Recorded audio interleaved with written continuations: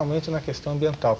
Até porque o Brasil é um país que teria autoridade moral para isso, uma vez que o grande protagonista de toda a discussão mundial do efeito estufa foi o Brasil. Só nós somos, na verdade, justamente, na minha opinião, acusados de sermos um dos grandes poluidores do planeta quando queimamos a floresta amazônica. Ora, as queimadas da floresta amazônica, se nós compararmos com o que está acontecendo no Golfo, é café pequeno. Então, eu acho que o Brasil, inclusive, teria agora autoridade moral, inclusive para exigir o que você colocou aqui, que passou no debate, a reparação do dano, inclusive a formação de fundos mundiais para a reparação desse dano e, futuramente, indenização dos refugiados ambientais. Quem são os refugiados ambientais? São aquelas pessoas que se falou aqui que vão ter o seu sustento diminuído pela diminuição da produção pesqueira. Esse é um conceito novo de refugiados ambientais e que essa guerra no Golfo certamente vai causar. E queria aproveitar, viu, para te dizer uma coisa, aproveitar, Rondino, que eu acho que é um fato muito importante. O governo brasileiro tomou algumas medidas de racionalização de combustível. Nós já devíamos ter tomado medidas de racionalização de combustível há muito tempo.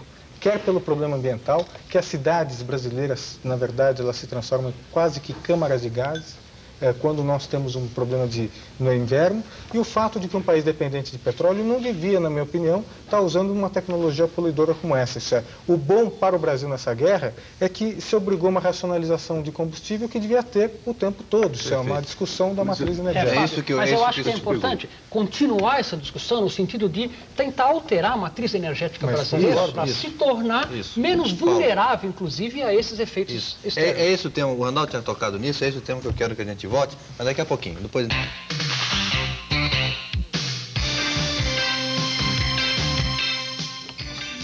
Bloco final do programa de hoje. Eu queria aqui que o professor Paulo Artacho nos dissesse daquilo que nós estávamos conversando ao terminar o último bloco, a questão de como é que o Brasil pode escapar dessa dependência. Como é que nós podemos mudar isso que você chama de, como é que é mesmo que você falou? Matriz energética, a tal da matriz energética. Vamos lá. Basicamente, a matriz energética brasileira são todos os insumos que são utilizados, tipo petróleo, álcool, gás de cozinha, que são introduzidos para mover a energia da sociedade como um todo, né? Mover a economia da sociedade. E hoje nós vemos que a matriz energética brasileira é muito dependente da matriz energética de petróleo, particularmente, e que isso certamente tem que mudar, porque isso causa impactos ambientais nas grandes áreas urbanas do país, como a gente vê em São Paulo e no Rio de Janeiro, e causa uma dependência brutal de regiões críticas como a da questão do Oriente Médio. Agora, essa discussão tem que ser feita, mas não como o governo está tentando colocar, meramente como uma justificativa para a grave crise econômica que o Brasil está sofrendo. Tem que ser uma discussão em muito mais alto nível, realmente pensar qual é o futuro do sistema energético brasileiro. O engenheiro Roberto Padula, que é da Petrobras, pode nos falar, dá para se livrar desse ouro negro, engenheiro? Em que nível? A Petrobras é uma empresa que ela exerce o monopólio do petróleo do governo federal e é exercido através da Petrobras. Ela tem um esforço grande tentando e está tendo sucesso em cada vez mais nos livrar dessa dependência em relação ao petróleo importado.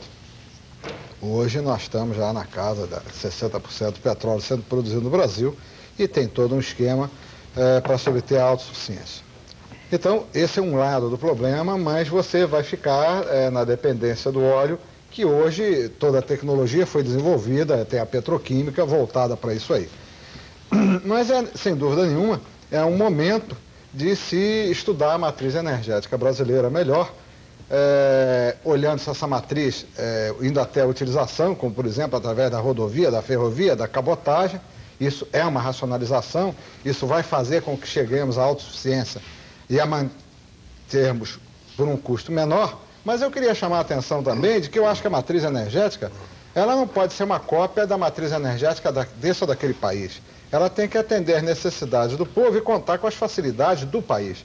E nisso aí eu acho que nós talvez tenhamos que a essa altura dar um pouco mais de atenção a algumas formas mais antigas, que seria, por exemplo, a lenha, e que isso conduz ao reflorestamento. Perfeito. Já que o senhor falou em lenha, o Randall, que suponha um defensor do álcool, que acabou de falar em matriz energética, mas os próprios ecologistas falam, mas e as queimadas do álcool, etc. e tal.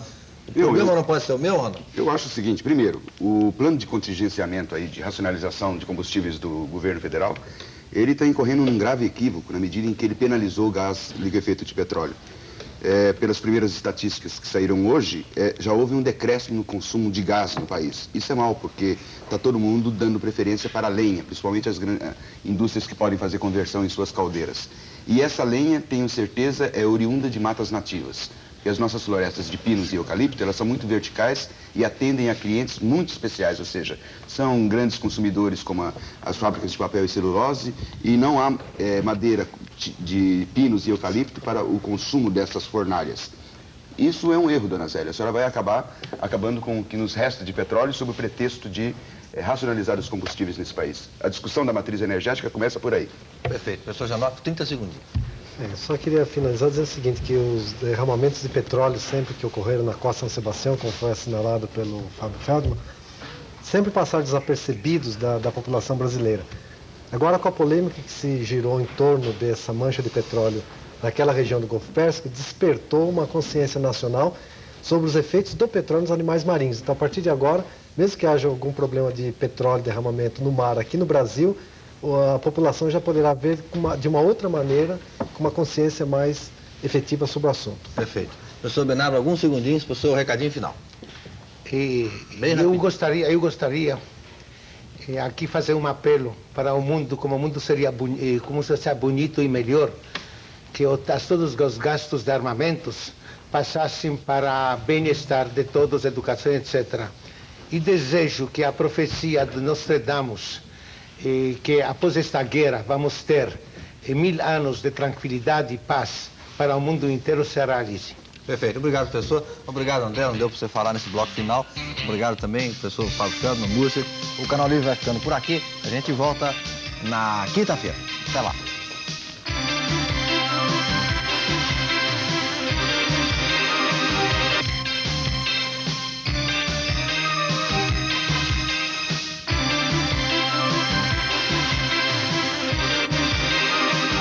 ZYB 800